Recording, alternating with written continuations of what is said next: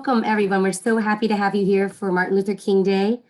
As you can see on the slide, Dr. King was very concerned about housing and well-being, and that really kind of launched his public efforts towards equality and to end discrimination. So we'll go through some slides this morning. We'll talk about housing affordability. We have two nonprofit housers to share what their mission and their efforts are in the community. And then we'll talk about advocacy and getting involved in our own community. And along the way, we'll take questions, and at the end, we'll also have a Q&A. So here we are. This is our Listen and Learn, Current Issues in Affordable Housing in Arlington. So we welcome you all. And just a reminder, this is being recorded. Next slide. Okay. So we wanted to introduce ourselves, and then we're going to take a poll. So I'll introduce myself. I'm Alice Hogan. I'm a policy consultant with the Alliance for Housing Solutions here in Arlington. Laura? Oh, Jackie? Yes, so I'm Jackie Keys. I'm the volunteer coordinator at Arlington Partnership for Affordable Housing. And I am Laura Jackson. I am the volunteer coordinator at AHC Inc. And I'm launching the poll. Okay, what brings you here today?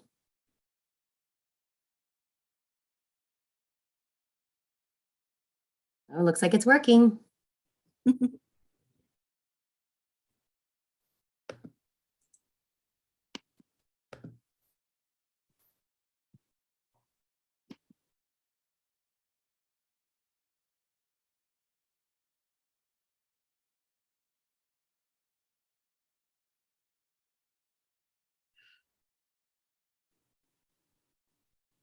All right. I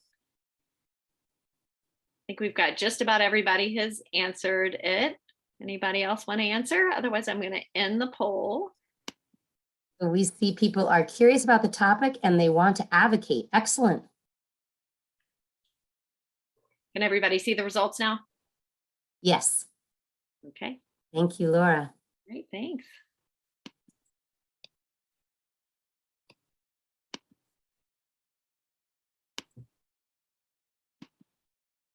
Okay, so the Alliance for Housing Solutions is a nonprofit here in Arlington, and we work on increasing the supply of affordable housing in Arlington and the Northern Virginia area.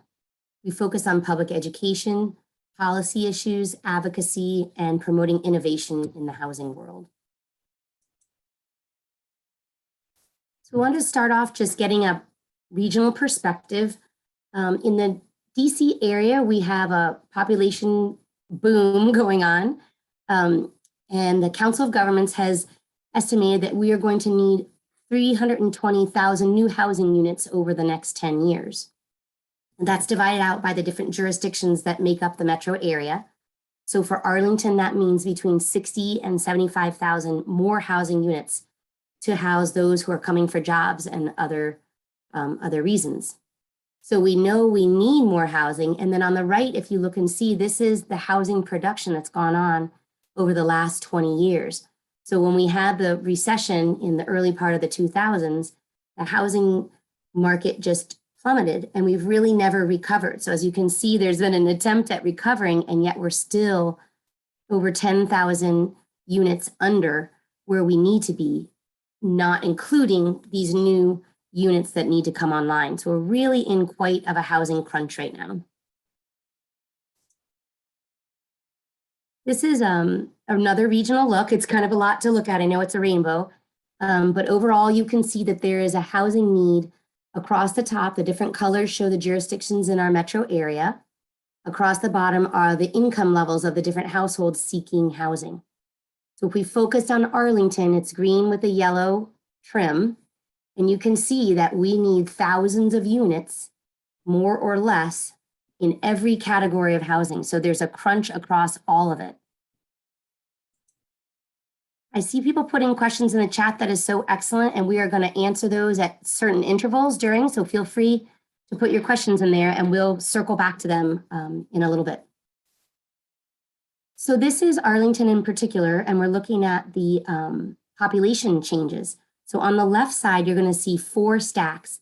So household size, we are increasing the household size by 25 to 30% in most categories. And you can see that the households that are growing the fastest in Arlington are actually single person households and two-person households. So we really need a lot of little housing, smaller units for the growing population. And on the right, this population growth is depicted by age. So you can see that we have lots of younger people moving into Arlington or living here, and we also have quite a boom in the very oldest among us. So this gives us a sense of what kind of housing we need to be producing or preserving to house the people who are here now and the folks projected to join us.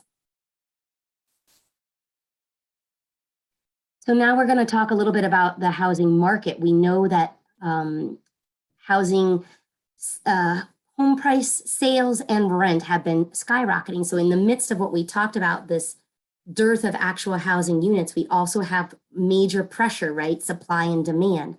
So if you look at yellow line, you can see from 2010 to now how quickly housing sale prices are going up. And then you have rents following right behind them, and even condos. So everything is increasing out of pressure from what's available, plus rising population, and there's just not enough for everyone. So another component of our market is called market rate affordable units. So that is housing that's for rent in the community in a regular apartment building that doesn't have any subsidy from the government. So these are naturally occurring affordable housing units that used to exist when Arlington was more affordable just in general. As our market increases, there are fewer opportunities for low rent units. And so you can see from 2000 to now, we have lost 15, 16, 17,000 units that just on the market were affordable to a lot more people. So those are being redeveloped into luxury condos and other high-end rental products, and it's leaving folks behind who need to be removed, be displaced from those and can't find another place they can afford to live in. So this is a big one, but just to give you that sense of what's going on with affordable units in Arlington. So as we said, the blue line are those marks, the market rate affordable. So we went from 20,000 down to like 3,000 or 4,000 over these last 2 decades. So a massive hemorrhage of these kind of affordable apartments. And so then you have us trying to break through that to make a difference. The green line are the subsidized units that were around 4,000 and we're up over 8,000 now. So we've doubled the number of affordable units that are subsidized and will remain affordable for decades to come, but it's nowhere near meeting the need. So even the yellow one at the very top shows every kind of affordable housing. We're still over 10,000 under what we need prior to our population growth that we're going to be experiencing. So what is affordable? Affordable means any of us at any level doesn't spend more than 30% of our income housing ourselves. So anyone using more than 1/3 of their salary to reside in a location is considered, housing pressed and housing, really needing more affordability in their housing. And why do we need more affordable units in a community? Well, first of all, diversity, right? This has been a very culturally and economically diverse community, and that is a fleeting fact. Folks can't afford to live in Arlington and they're having to go other places. So we don't have the economic and the cultural diversity we once had, and we really want to hold on to that and to those families who call Arlington home.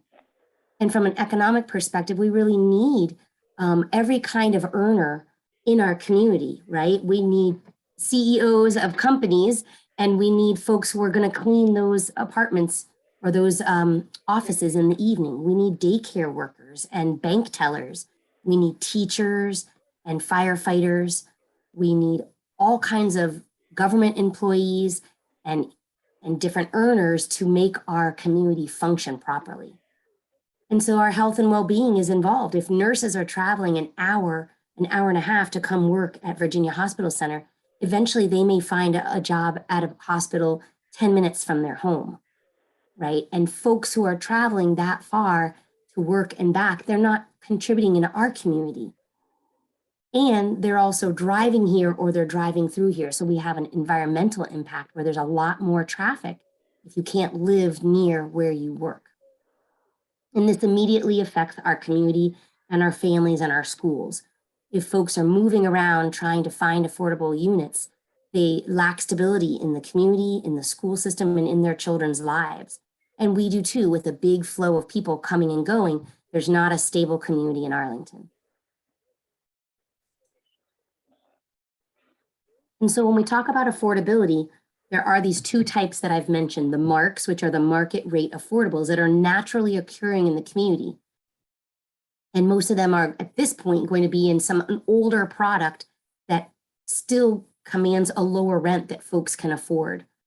And then you have the committed affordable units, which, like the two groups who will speak in a few moments, and other groups, developers are utilizing government subsidies to help them either purchase or construct housing that is more affordable. So using those subsidies, they don't have to ask for such a high rent to make their building function financially. And that leaves those rents at rates that folks can afford. So typically the affordability rate is 60% of the area median income.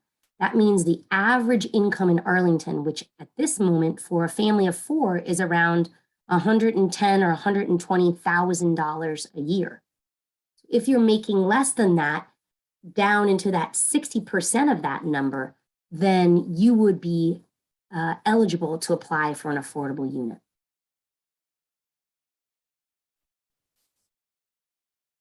So here's a scale showing us. So the top half is household size by income. So you would have to make, for a family, for a single person in a single person's unit, you need to be making $54,000 or less. So to the right would be 50% of average income, 40%, and 30%. So these folks from our red rectangle and to the right are all eligible to apply for an affordable unit that they might be able to afford to rent to live in Arlington. So you can see the numbers, even a family of 4 making $77,000 a year and less is eligible because our market is so high here. So then if you go down to the bottom part of our graph, these are the size units. So if you were living in an efficiency, if you wouldn't pay no more than $1,300 a month to live in that efficiency if your income is 60%. And as you go down to the right, even a person making 30% of the average Arlington income, which is up above, you'll see $27,000 a year, your rent would only be $677,000. So it gives you a sense of how what you earn as a low wage or middle wage earner need to survive in Arlington, and what in these lower ends would actually qualify you for either assistance or to live in an affordable unit. So we're going to take another poll. How many committed affordable or CAF units do we have in Arlington in our more than 100,000 housing units? Remember that the committed affordables are the ones that are subsidized through county, state, or federal funds to remain affordable for a very long period of time, usually 60 to 75 years. What do folks think?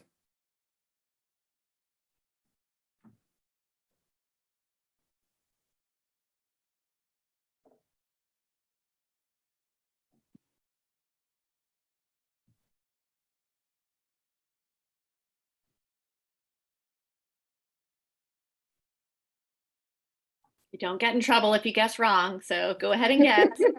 No prize either if you guess right, so. And it's a secret poll, so we'll never know.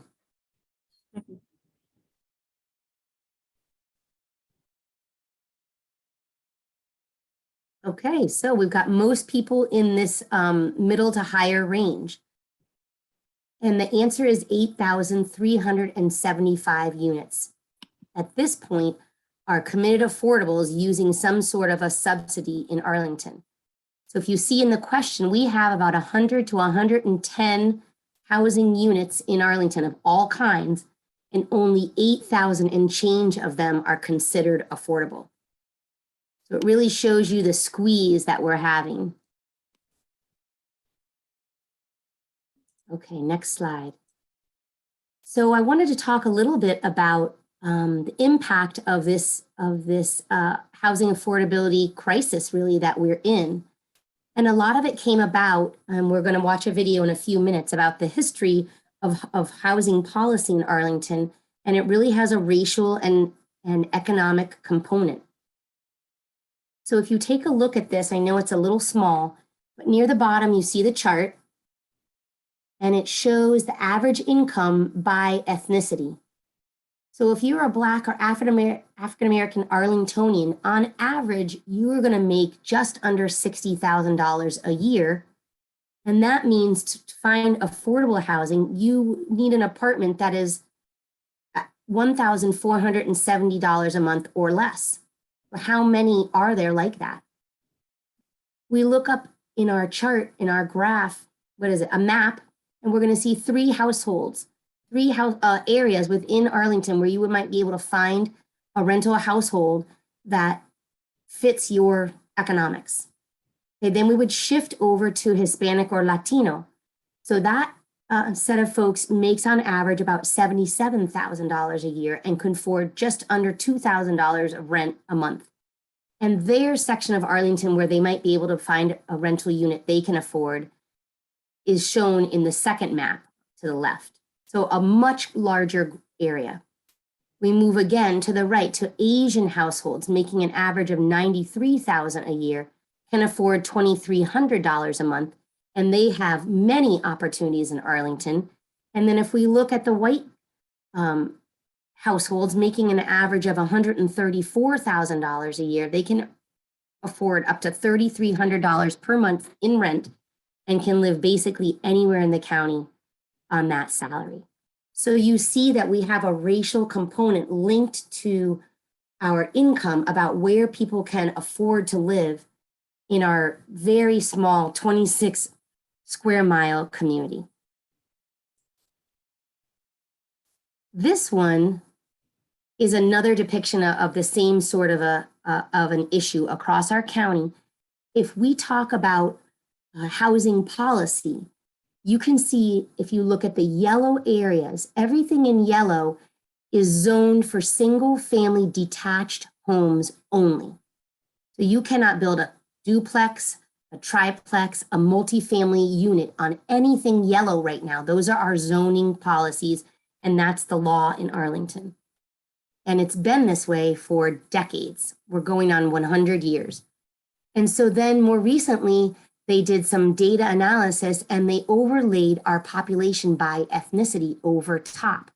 So now look at the hatched areas. Everything in hatched represents families that are households, either 70% or more of the households in that yellow area are white families. So look what has happened over our diverse beginnings. And here we are very, very segregated by economics and thus by race. So AHS developed this video called Race and Housing in Arlington a couple of years ago. It's a 7-minute video, and Jackie's going to launch it for us, and it gives just a sense of the history of our policies, the impact on our community, and some really great images and data about the history of our community. So let's go ahead and watch the video.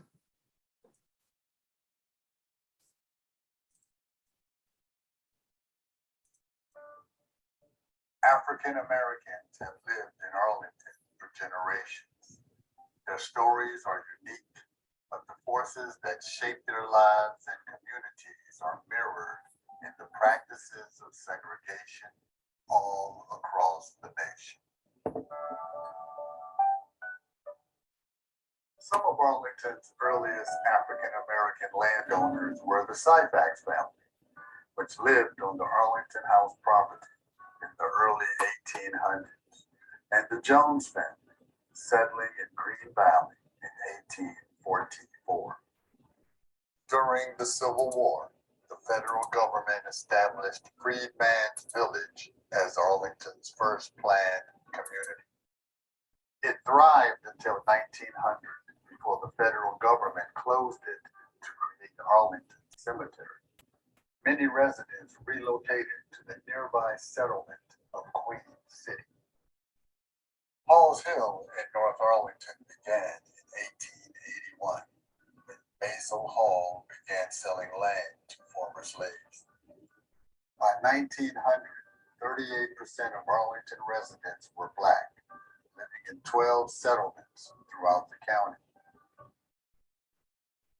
As Arlington grew in the first half of the 20th century, most of these Black communities were pushed aside in favor of white suburban development.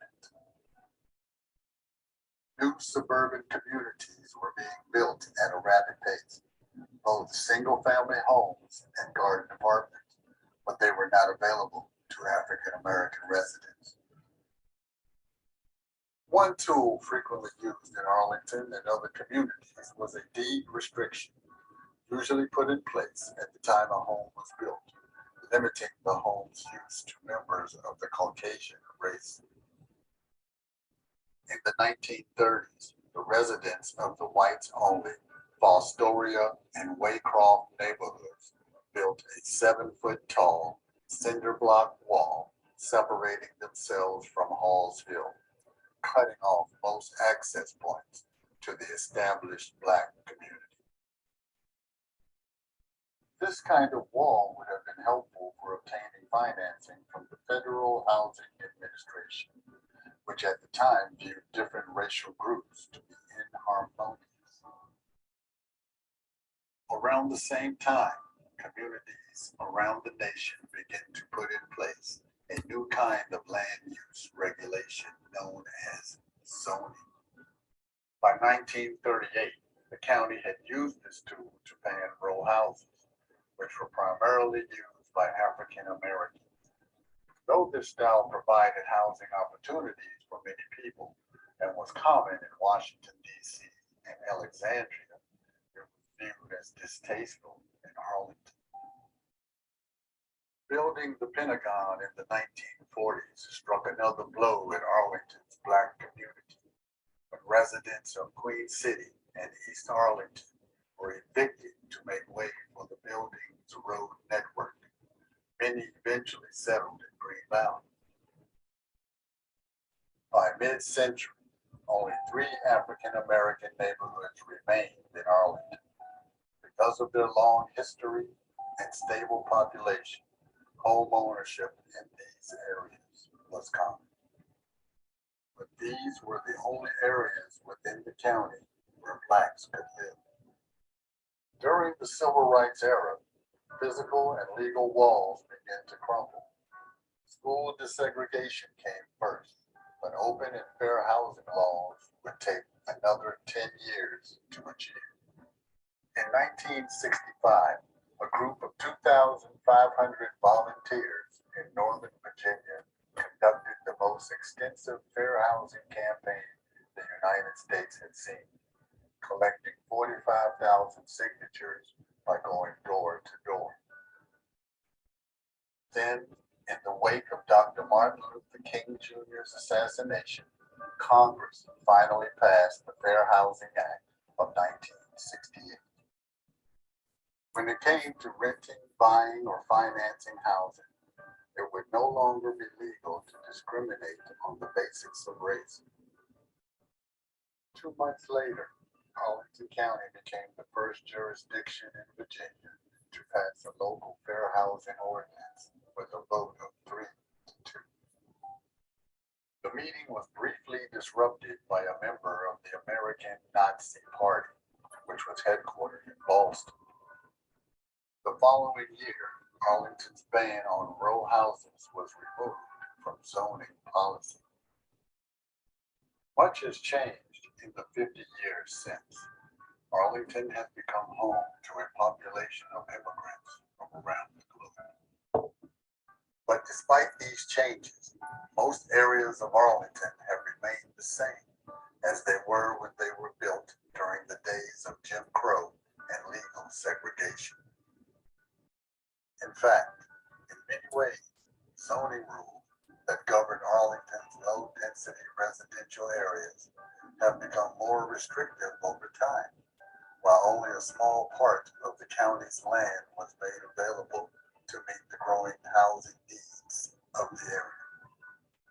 Today, many residents of Arlington's historically Black neighborhoods have aging homes that often don't comply with zoning laws that were put in place after they were built. The squeeze of outdated zoning, gentrification, rising housing prices, and lack of options have forced many of Arlington's Black residents to leave. Now Arlington, like the nation, is taking a hard look at its past. It's time to ask ourselves if we are ready to dismantle the walls of indifference once and for all, and build an Arlington where people of all walks of life are welcome and can afford to live.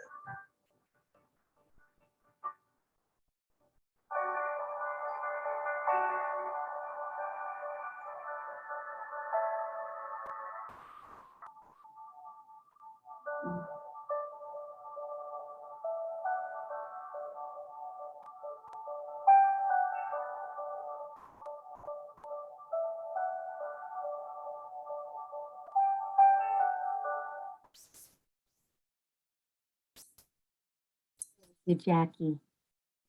We wanted to go ahead and take a moment to check the chat and ask if anyone had any questions.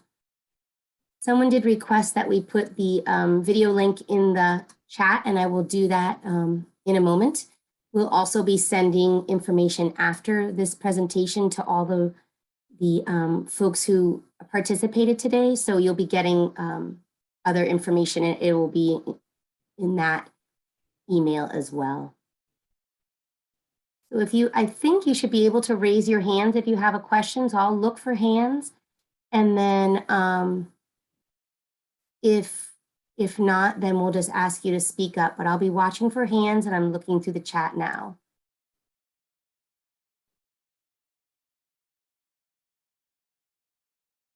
I see Corey asked a question. Do we have issues obtaining land to build new housing? Yes. We're very, we're a tiny county that's almost completely developed out. So we definitely have land development challenges. We're going to go into some of that in a little while.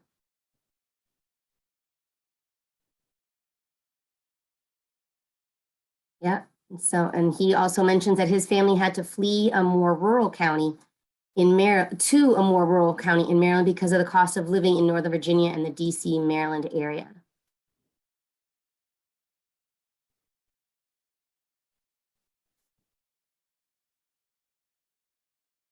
Okay, someone asked what caused the original drop in affordable housing mentioned at the beginning.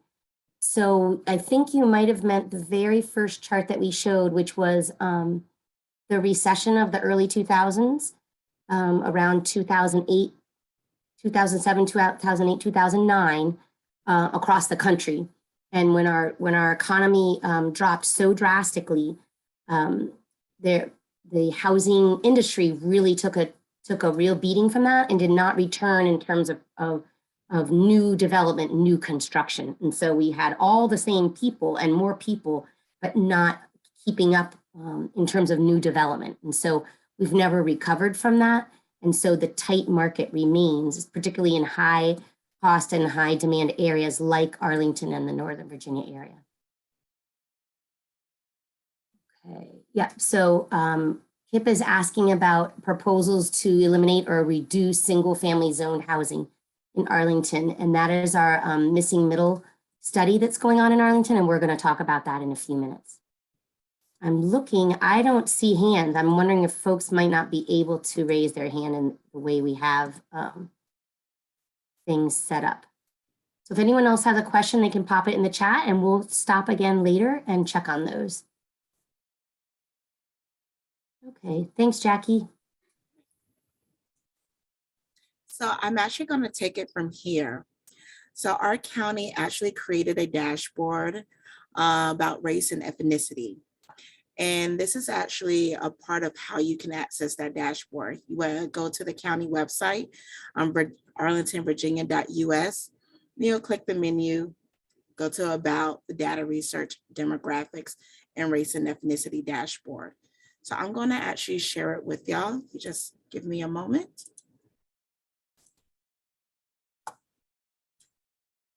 So everybody can see that?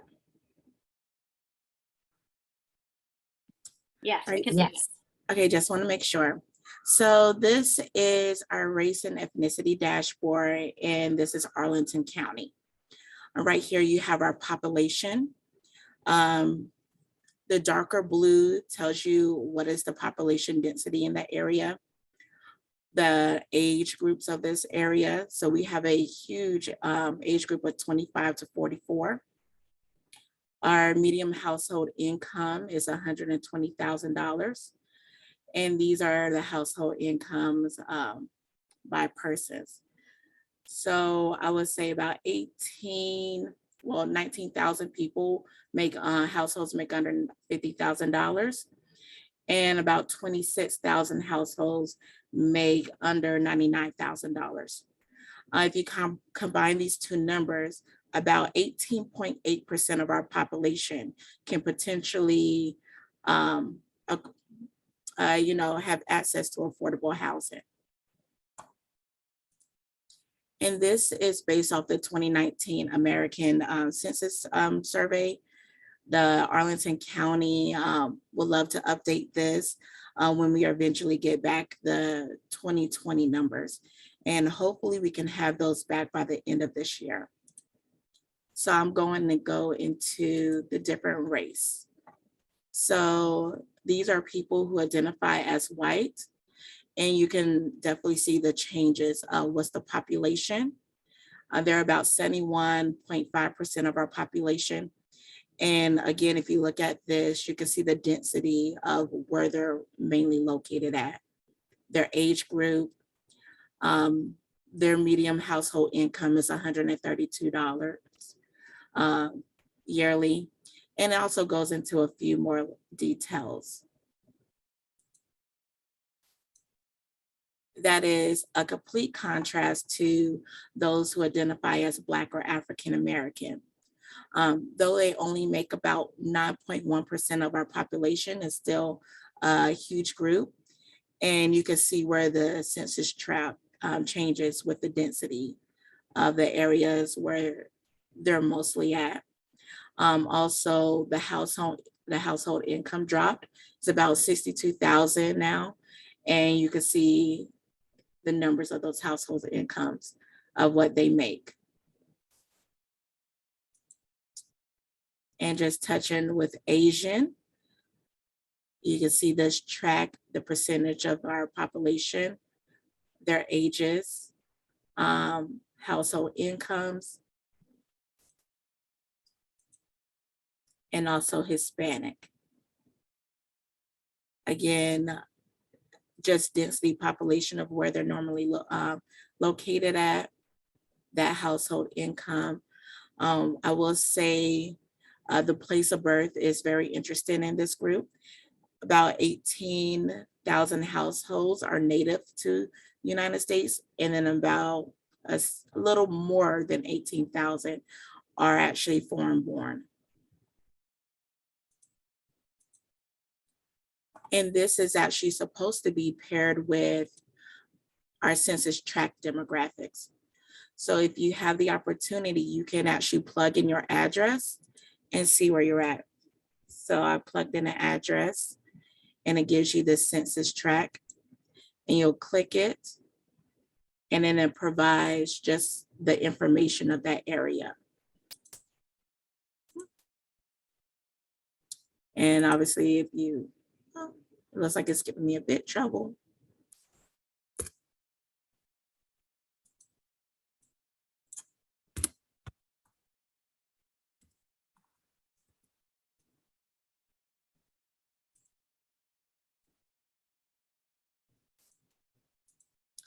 Yeah, I think this one is giving me some trouble. Let's refresh it. Sorry.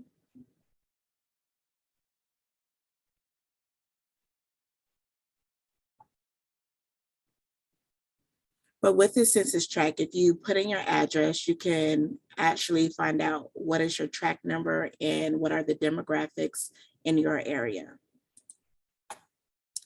And this is the race and ethnicity dashboard. So we're also going to take a few questions. If anybody had any questions about the census race ethnicity dashboard, or even what you thought was shocking or surprising.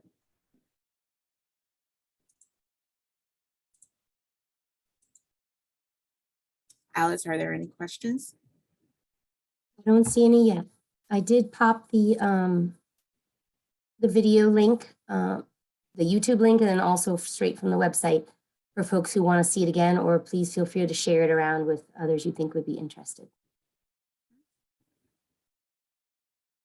And I don't see any questions. Maybe we'll just continue, and then if folks have questions, continue to put them in the chat, and we'll circle back around. All right. Thanks, Jackie. So just to circle back a little bit, these are some of the challenges that we have in Arlington. So we have a loss of affordability when the marks are disappearing, and we have displacement when folks don't have another place to go. We're seeing this middle market opportunity for homeownership. We haven't talked too much about that, but homeownership has become so expensive. The average Arlington home is selling for more than $1 million across the county.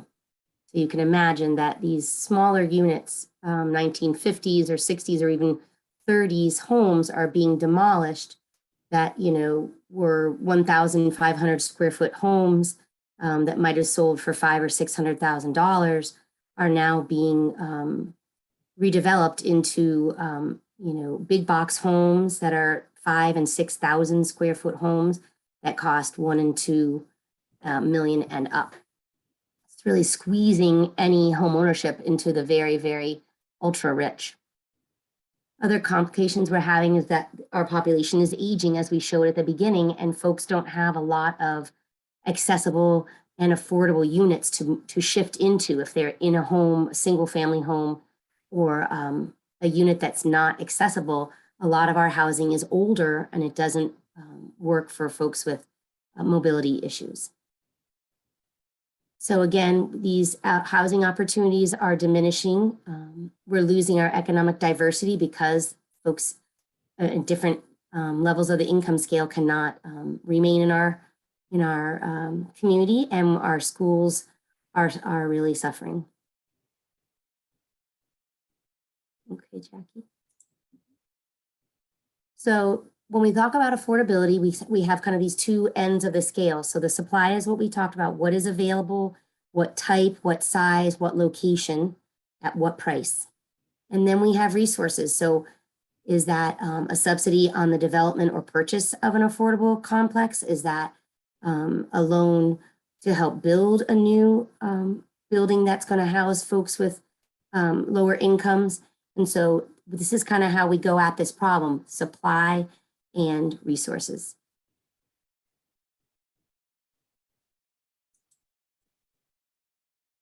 So what do we do with either our zoning policies and our laws and our capacity as a county and our resources?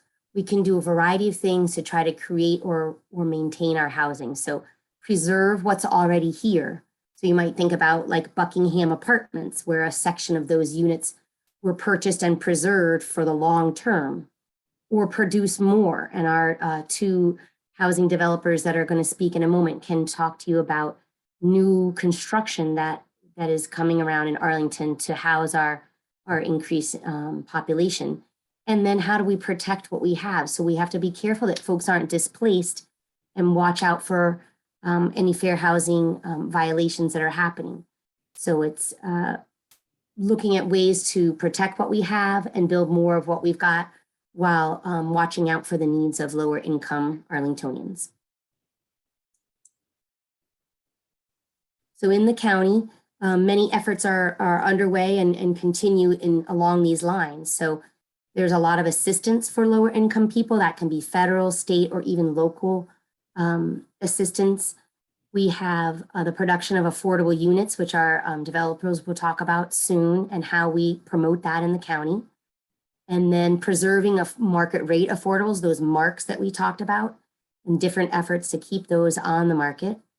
And then the county is engaged in a missing middle housing study right now, looking at alternative types of zoning that we outlawed, as the video talked about, in the 30s, 40s, 50s, and we've never brought back online, and the impact of restricting the kinds of housing that can be built on our land is something we're looking at to kind of open up and bring about more opportunity.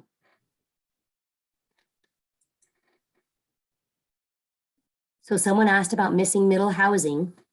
Something that's missing across our country, and very much so in Arlington, is this middle type of housing. So if you look at this graph, Arlington is very typical of the graph. We have the two grayish, whitish types of housing on either end of this spectrum. So on the left, we have, remember, 70% of our land is being used for single family homes on single family lots. And then you go all the way to the other end, and in our corridors and other planned areas is where we've allowed density. So middle and high rise condos, most of which are luxury, high end, with a small portion that we talked about of affordability. And really, we lack almost everything in the middle. And along the bottom are examples. We've just opened up in the last few years a real opportunity to build or create accessible accessory dwellings, either in or on the property of single family homes. The county is looking at duplexes, triplexes, fourplexes, and up to small multifamily. And this is an example of a multifamily that we do have in the Green Valley neighborhood.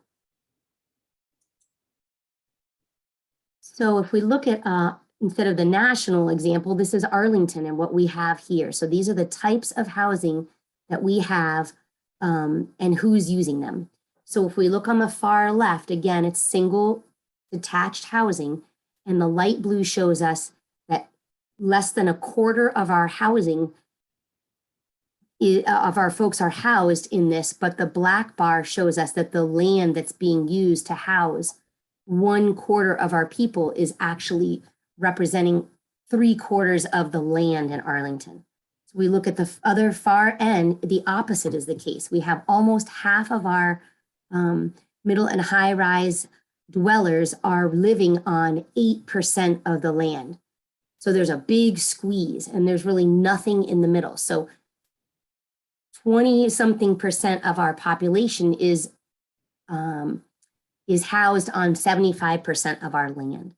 So the county is doing a study to look at how might we be able to gently introduce some other types of housing into all parts of the county, the way it used to be with row homes and duplexes, and was outlawed for primarily racial segregation reasons. And now we see the ramifications both in our diversity and also in our affordability across our housing options. And so if we look through the middle in this yellow rectangle, we see the tiny proportions of townhomes, duplexes, side-by-side duplex, even low-rise multifamily, very small percentages. And a lot of the low-rise multifamily are really our garden-style apartments, which are kind of endangered species in Arlington and being demolished all the time. So the idea is to look at those types and see where we might be able to gently reintroduce them to create more housing units without changing the nature of our neighborhoods and our county too drastically. So just to conclude, before we move to our developers, missing middle and affordability in housing in general promotes many of these things. Shared opportunities. So we see that a small number of folks are living on most of our land and everyone else is kind of squeezed, and that affects where people work, where they live, where kids go to school. And so those opportunities are very much dictated by our zoning. And so to look at our zoning or to provide housing where there isn't any now, even affordable housing like we'll talk about, These are opportunities to provide choice to folks. So we have smaller households making less money.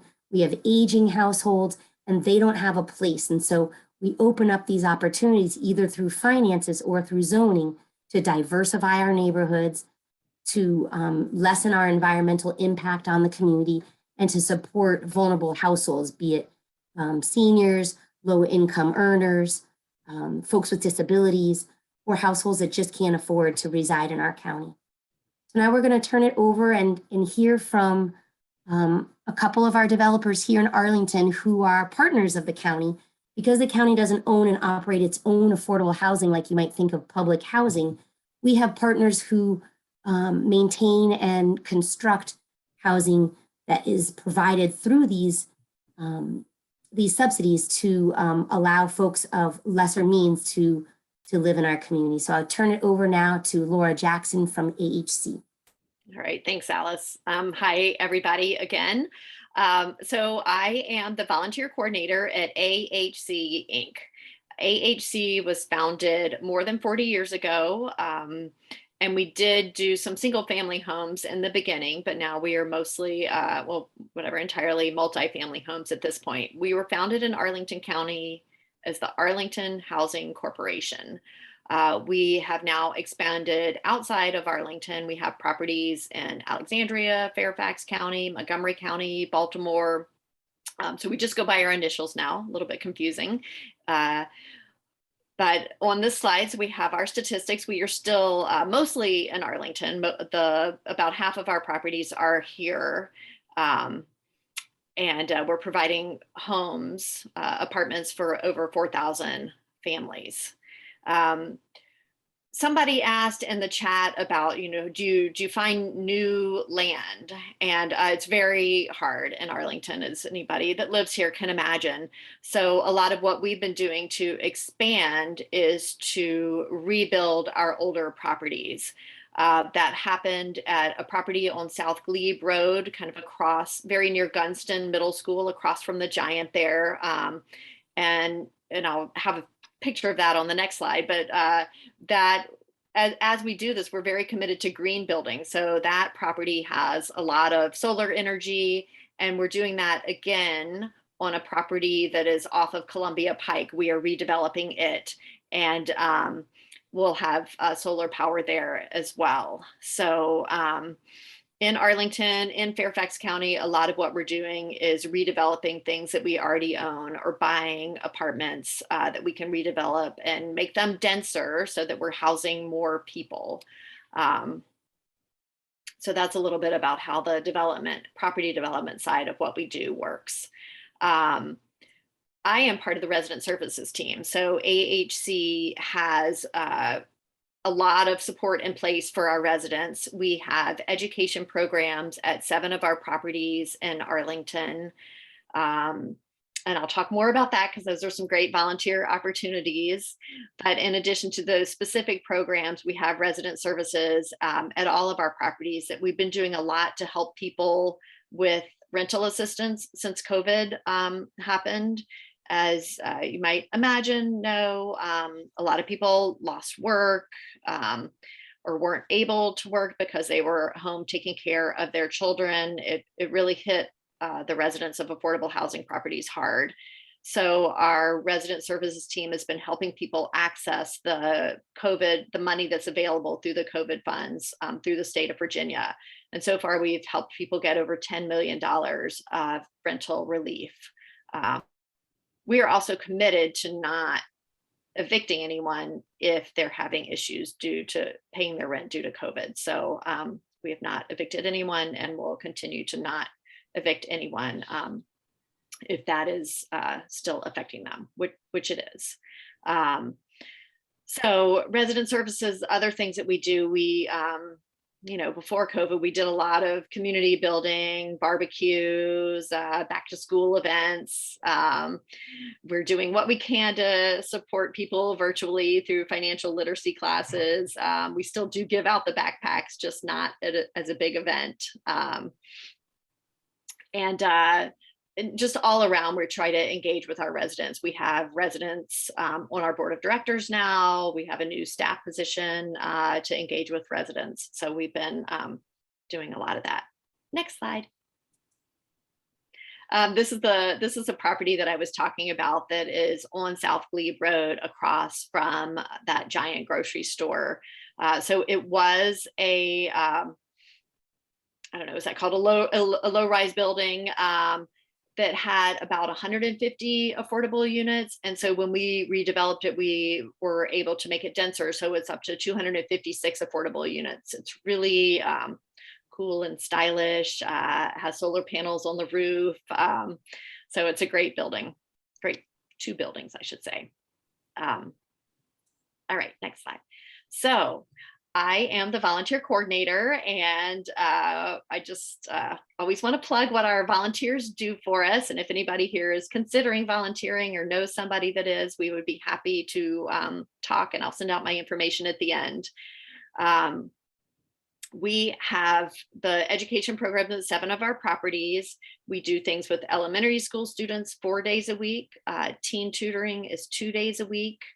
Our college and career readiness, we match high school juniors and seniors one-on-one with a mentor to help them with the college application process.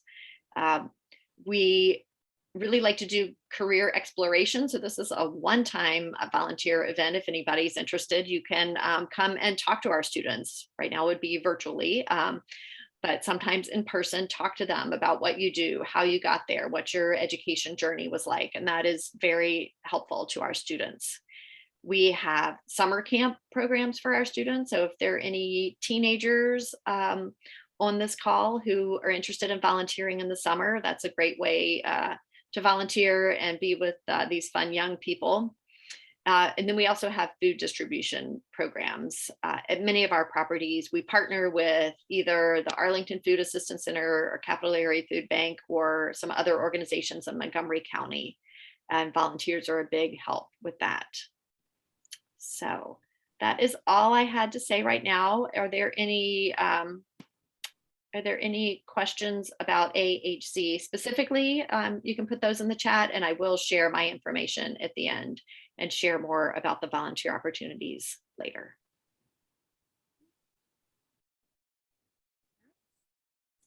All right, your turn, Jackie. Yes. Hello. So this is where I come in. So again, I am the volunteer coordinator for APAH, Arlington Partnership for Affordable Housing. And of course, we're a nonprofit affordable housing real estate development company, well, developer. And our mission is develop, preserve, and own quality affordable housing. We're promoting stability and opportunities for our residents and advocating for them in our community. We're guided by 7 core values, including our racial equity. We have a little over 2,000 homes with 1,400 that are in active development.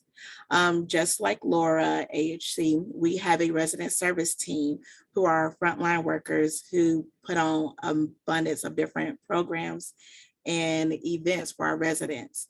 And this just really promotes their quality of life, whether it is assisting with rent relief or just having harvest parties and just some really feel good activities.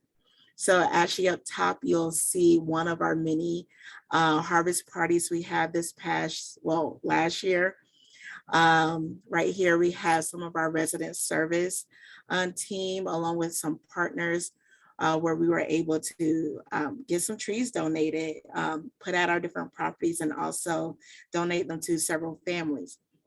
And we have a Girls on the Run at we have Girls on the Run at 5 of our properties. So we have teens, they meet up every week. And so this is one of the final races. They have Teen APAH on the back.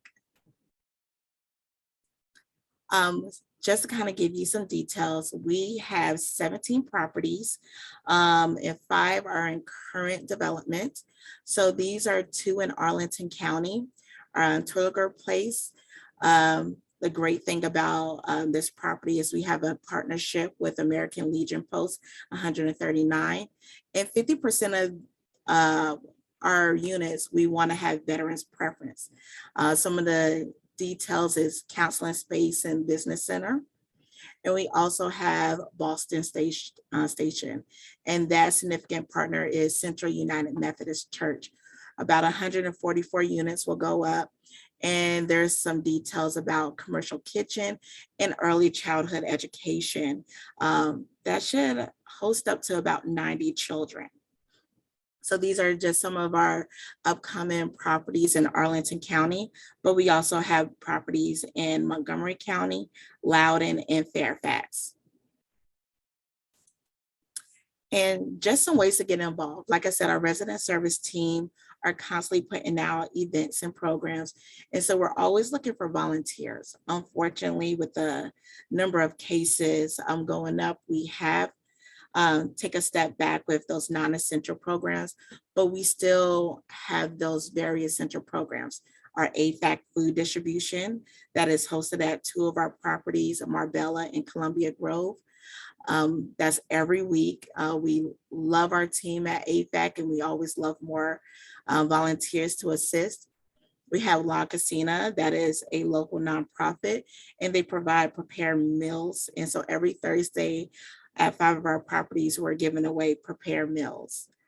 And some of the virtual opportunities is tutoring. A lot of parents are trying to make sure their kids stay above the curve. So virtual tutoring is definitely a big one. And then other things is like our in-kind donations. We hosted several in-kind donation drives.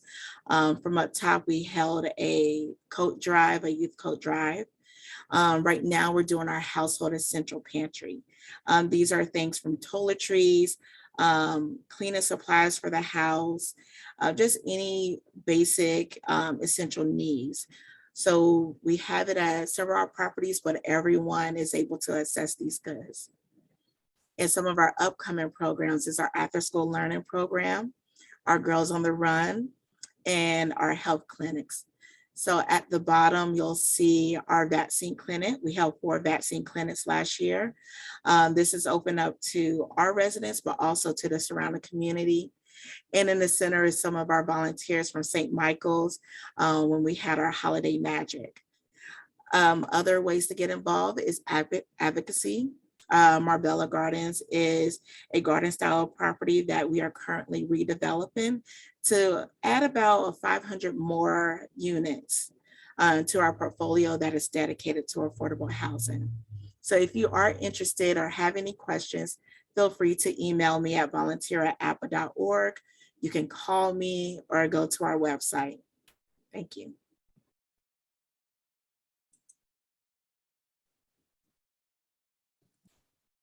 Thank you, Jackie. Thank you, Laura. I wanted to address one question that just came up in the chat. So someone's asking to understand the difference between these 2 organizations. So I can field that, or one of you, it doesn't matter. I'll let you take it on. Okay, so Arlington County does not have a housing authority. So that's a governmental body that many jurisdictions have. So that means that we don't have the authority in Arlington to actually own affordable units as a jurisdiction.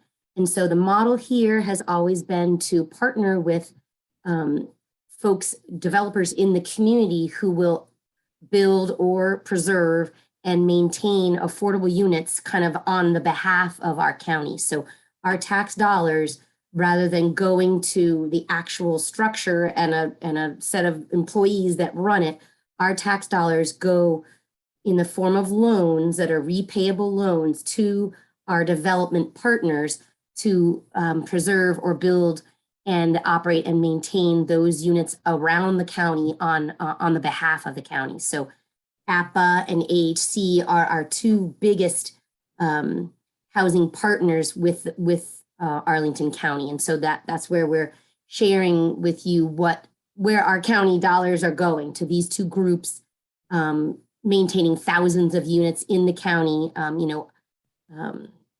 for the benefit of low and moderate income Arlingtonians who are seeking that housing that they can afford.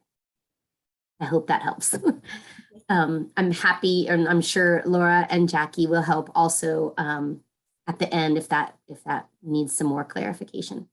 So just to wrap up, we wanted to talk a little bit about opportunities in the community. So we've talked about the situation and some of the issues that exist in Arlington and the challenges around housing. And we talked about our racial component and the history and the impact on housing patterns up to and including to today. And now we've talked with a couple of our providers who are kind of swimming upstream, trying to provide that housing as it's, diminishing out of the market and being replaced slowly and not enough, but by more intentional development. So if you're interested in these issues and want to get involved, a few of the things you can do.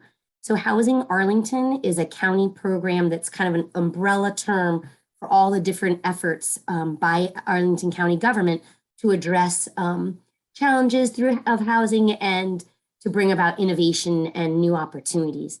So you can just Google Housing Arlington and it'll come right up. And there's a whole set of pages that talk about the different initiatives that the county has.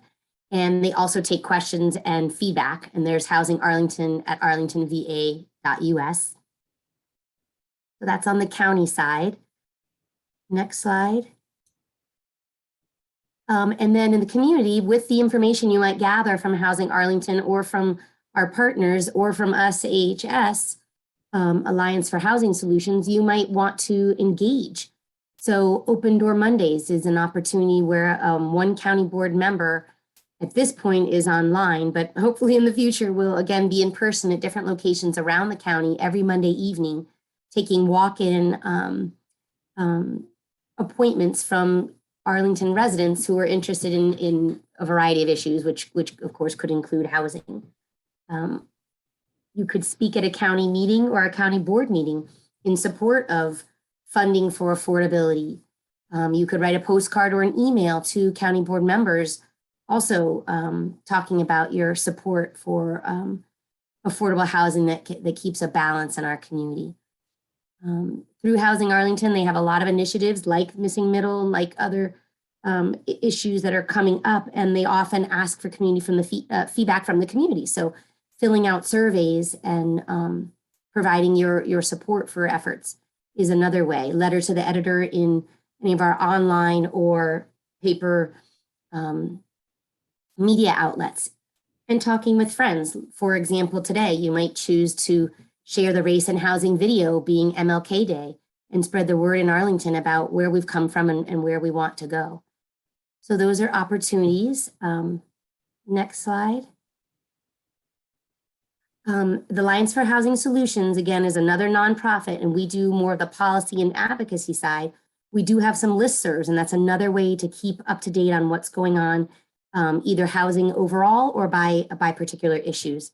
So if you were to go on our website, you could sign up for any of these listservs, and you might hear from us once a month, once a week. It's not a huge overload, but it would keep you in the loop if you're interested. So we have a Missing Middle network, and these figures are actually old. We have over 100 people in that network, just looking at that issue and learning about when new opportunities are coming for feedback or county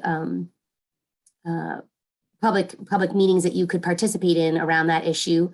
Housing Action Arlington is a group of housers and advocates who are interested in broader and a fuller range of housing issues in Arlington. And we do have a monthly meeting that's online at this point to bring folks up to speed on all things housing in the county.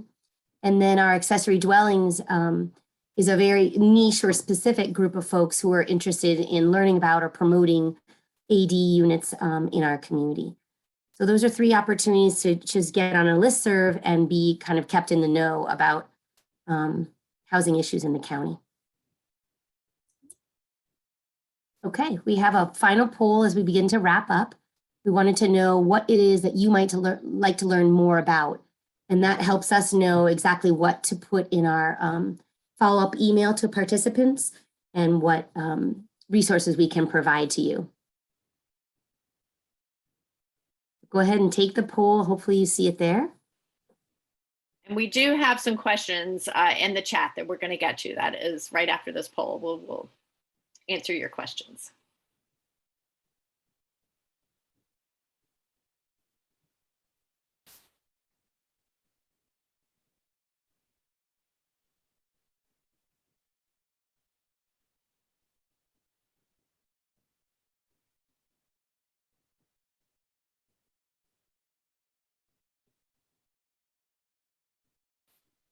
All right.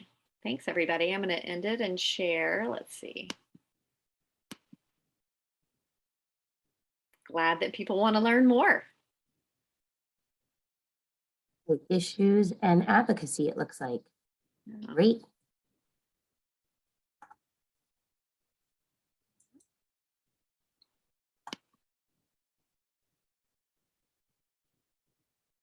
Alice, do you want to Okay. go through the chat, or do you want me to read them out? Sure. Well, I saw a few further up that I could address, and then maybe you, then we can just go down them. So thank you all for participating, and please hang around for any questions we'll try to answer. So someone asked about the dashboard. Yeah, and maybe Jackie, would you be able to put the dashboard link in the chat for folks? And again, we're going to send a follow-up, so all these links will be available in our follow-up email. Someone asked about ANV. So the Arlington Neighborhood Village is another nonprofit in Arlington. We've got a lot of good folks in the community really supporting housing from all angles. So this is a group that's actually part of a national effort called the Neighborhood Villages, which supports aging folks to live, seniors to age in place in their homes as long as they can with low amounts of support and resources. So that's a nonprofit that works in Arlington, and they do have some partnerships with these nonprofits that we're on today, because some folks living in APAH properties and AHC properties are aging in place in those apartment complexes. So yes, there's a great link between those, and that's another Arlington nonprofit. If you're interested in supporting seniors as they age in place, I encourage you to look up Arlington Neighborhood Village and see how they're almost entirely volunteer run. So that would be a great way to support seniors in the community. Let's see. Okay, zoning laws and missing middle. Yes. So the study that's going on, again, you can find that under the Housing Arlington link on the county website. And so that's exactly what that study is doing. They are looking at zoning, potential zoning changes that would open up opportunities for duplexes, triplexes, quads, maybe 8plexes on a bigger street that can support that amount of development. Let's say Washington Boulevard or Wilson Boulevard, where we see individual homes very close to maybe Ballston, like at the Glebe Road and Wilson Boulevard intersection. Within walking distance, we have single family homes. Well, some of those lots could be duplexes or could be triplexes, or might be able to be combined and have 2 or 3 of those lots could be merged. And maybe we would have what they call piggyback townhomes, where maybe 6 narrow townhomes in a row that are 3 stories high, and the bottom row are ground level units that are 1 story high with 2 stories above it, so that you've got 2 families per lot per slot, and that would be 12 townhomes where before 3 larger homes existed. So it's a way to gently bring in some more housing without overwhelming a community.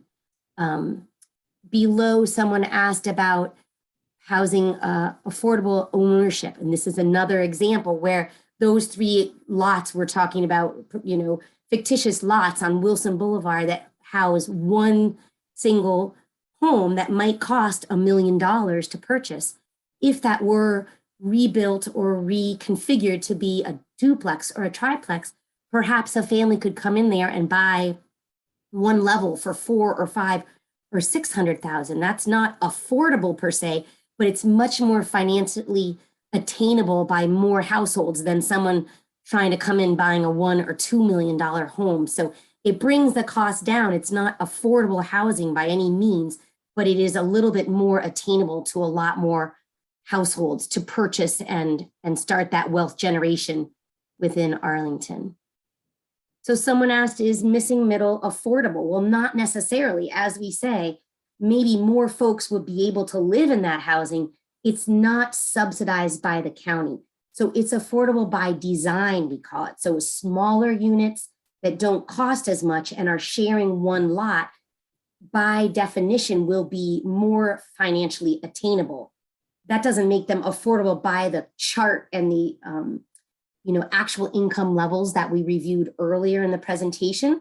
So maybe someone who could get into that unit could then apply for rental assistance. It could become capital A affordable if they brought in that actual rental subsidy.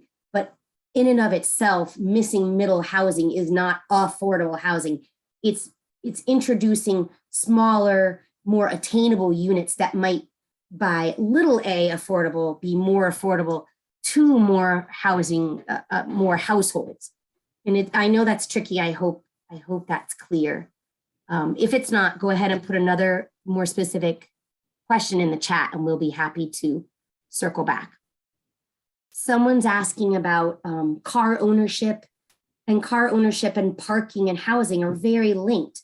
So if any kind of housing is close by metro or mass transit, you might not need a car, and all of a sudden your monthly bills will drop, right? You didn't buy it, you didn't maintain it, you don't have to gas it up, you don't have to pay to park it. So housing near transit helps people afford to live in places they normally wouldn't be able to if they can, lower or you greatly lower their transit costs.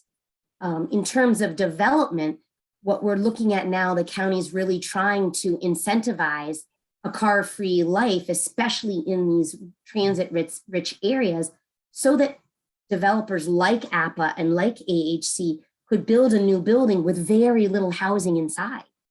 Very little parking inside, and focus it on building the housing.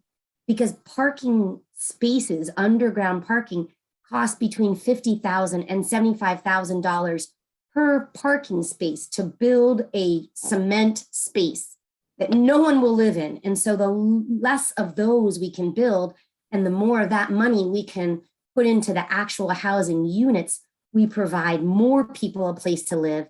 And we know that lower income folks often don't have cars. They can't afford them. And if the housing is where they don't need them, they lower their monthly budget and live in that space. So it's very important to be transit oriented, both for our environment, but also for the affordability of building. And then again, the people coming behind to rent those units. All right, I'm hoping we talked about the difference between APAH and AHC. Someone's asking if the county is cooperative with developers in building new supply, and the answer is yes. Again, remember, the county cannot build or own its own units.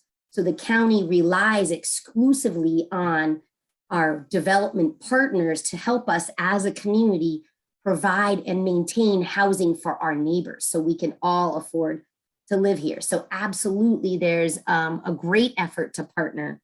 And this example of all the sector plans and the transit plans and the affordable housing master plan, all these efforts on the part of the county to look at best practices and bring in what we can in resources and innovation to try to continue to keep Arlington affordable as our market explodes and it becomes more and more difficult to live in Arlington and the whole metro area. All right, someone's asking about opportunities to repurpose commercial real estate into affordable housing and missing middle. So commercial real estate that is, built in a way that is for office use is very, very different than what you need to have residential use. Imagine where the plumbing is built, how many elevators are there, windows and internal units versus external units. It's a very different building right from the start. So it's really challenging to shift. And I think, it has happened in a few places across the country. It's very costly and it's not easy. So I don't think it's something we're going to see happening a lot, but people are definitely looking at it and seeing, for example, maybe it would be more feasible with efficiencies and other kinds of housing. But on the whole, it's a really hard thing to do.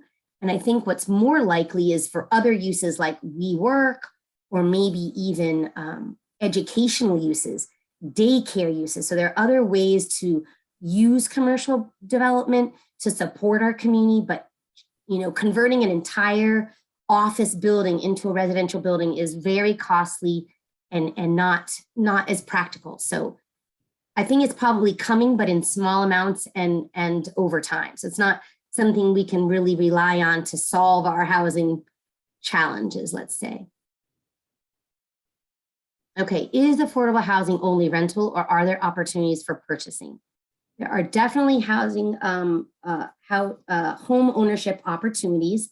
And there's a program in Arlington called the MIPAP, Median Income Purchase Assistance Program, MIPAP. And it is a down payment and purchase assistance program. It's pretty small and it's hard to make it work right now because you can only get a certain amount of subsidy. And then, as we know, the housing costs, the purchase prices are exploding. So it's not often enough to help that middle income person or household purchase. But I really encourage you to look and see if your family would qualify. And if nothing else, get with staff about how to start saving for down payments. That program is being looked at to be revised to try to keep up with the demand in the community. And again, this missing middle effort could introduce smaller, more affordable units that will be home ownership opportunities. So you could imagine new, smaller, 1,000 or 1,200 or 1,500 foot ownership opportunities that, paired with that MIPAP and someone's income as a combination, could certainly bring about home ownership opportunities that today really just do not exist. So it's an effort. I don't know how grand it will be with providing, scores of families, but it is certainly an effort that's there, and hopefully will bring about more opportunities as those, we hope those zoning changes will come forward.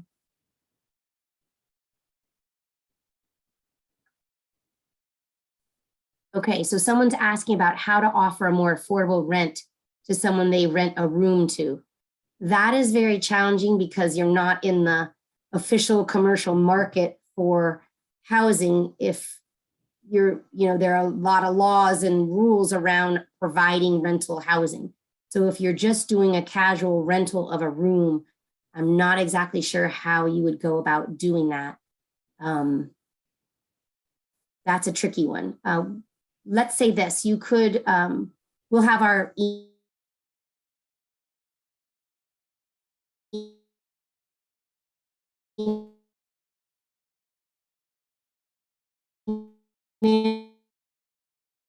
okay, Jackie entered the dashboard in the chat. A link to the slide, yes. Okay, some emails have gone out. Did not register in advance. Okay, so maybe Laura, can you capture that email of that person who wants to be sure they're on the distribution?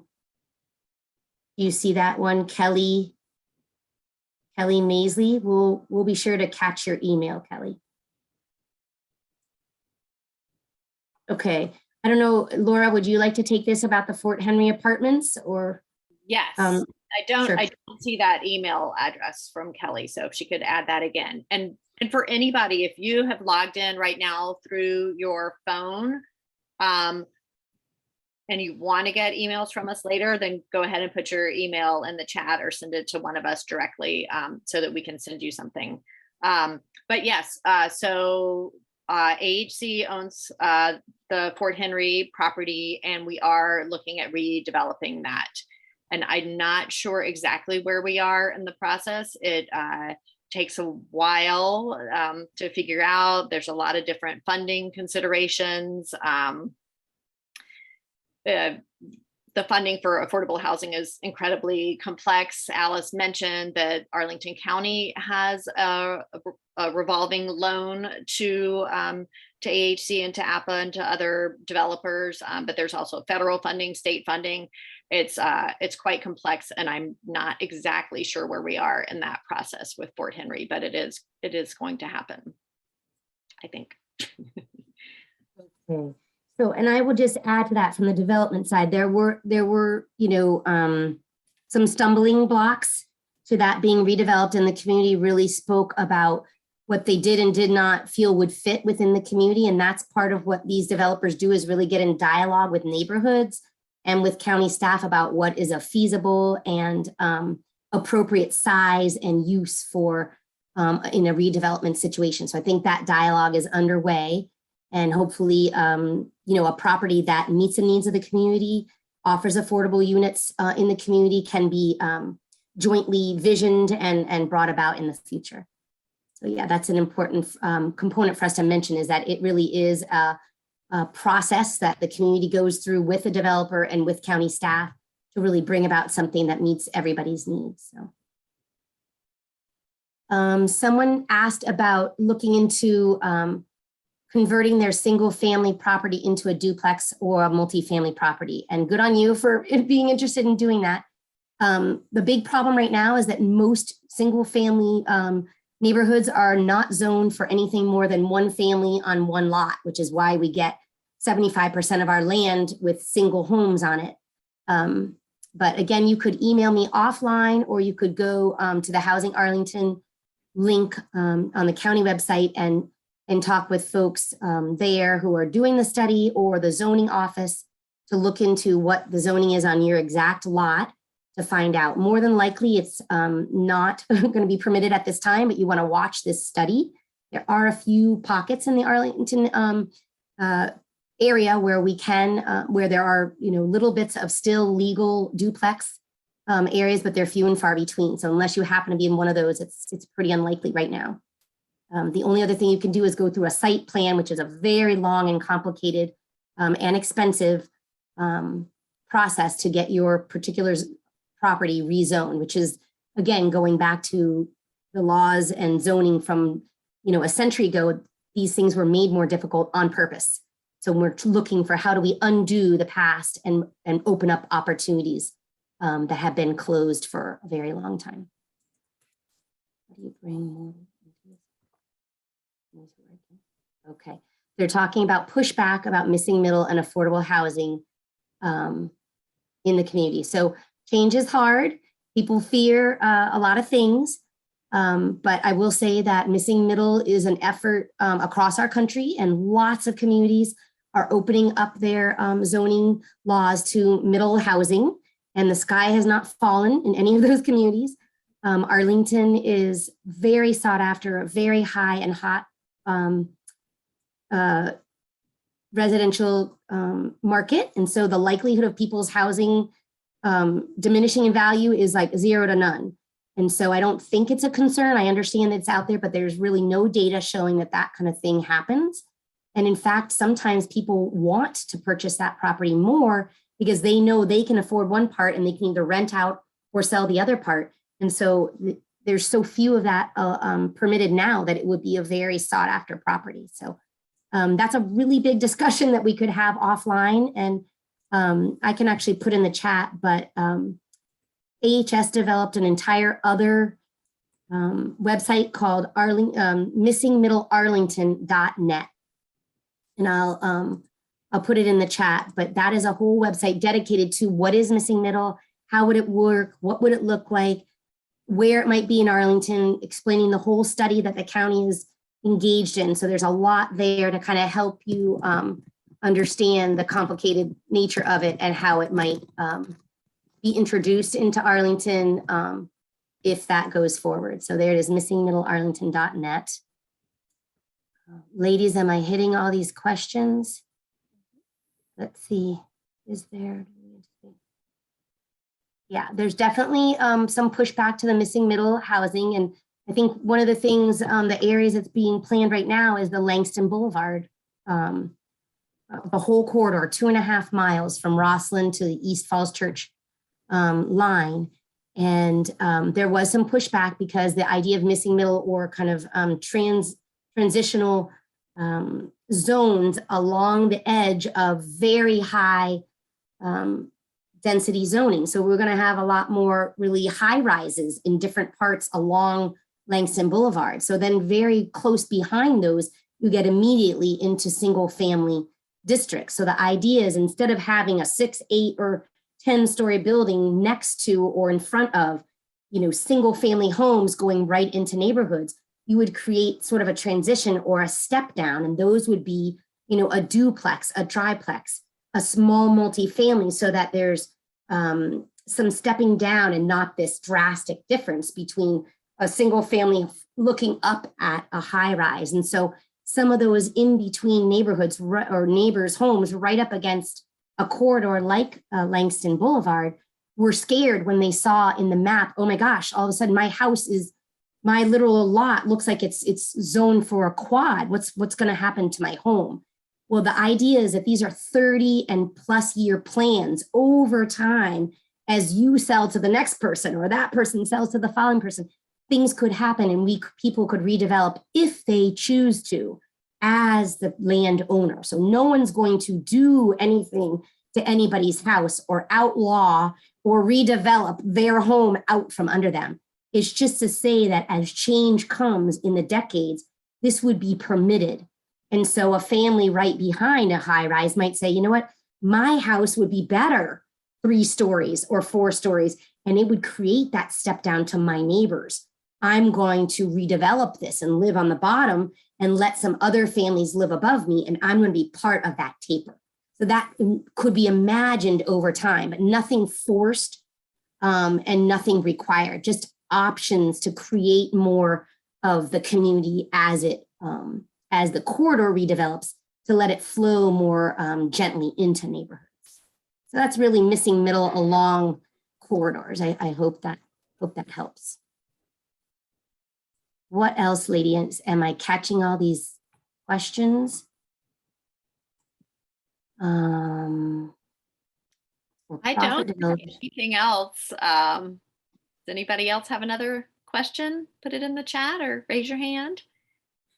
There was one question. When is the next opportunity to make a public show of support through activism at the county board meeting? Okay, so they want opportunities. So I would say that every county board meeting on Saturdays, once a month, you can look up the schedule. There is at the beginning of every meeting a public comment period. Any resident can come and discuss any issue of interest that is not on the agenda for that day. So if an affordable housing project or topic is on the agenda, you sign up for the time of that issue. If there is not one and you just want to talk more generally about your support for any particular project or the idea of affordable housing or missing middle housing or opening up opportunities along Langston Boulevard, let's say, or Pentagon City plan is happening and we really need affordability near Amazon, and those aren't on the agenda, then you would sign up for public comment at the beginning of that meeting, which is typically around 8:30 or 9 a.m. on those Saturday mornings, and you're welcome to speak on those issues.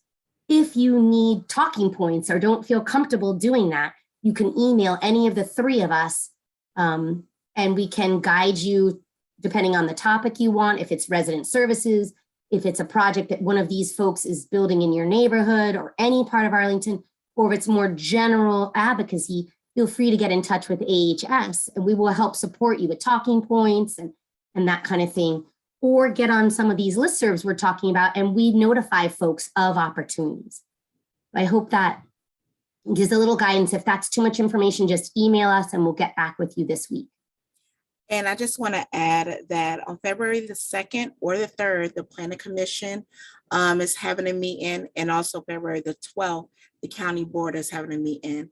And so currently APAH is redeveloping our Marbella Gardens property, and we are definitely, I encourage advocacies and to reach out to us so we can provide you with the details and how to be an advocate for us when we are redeveloping new properties.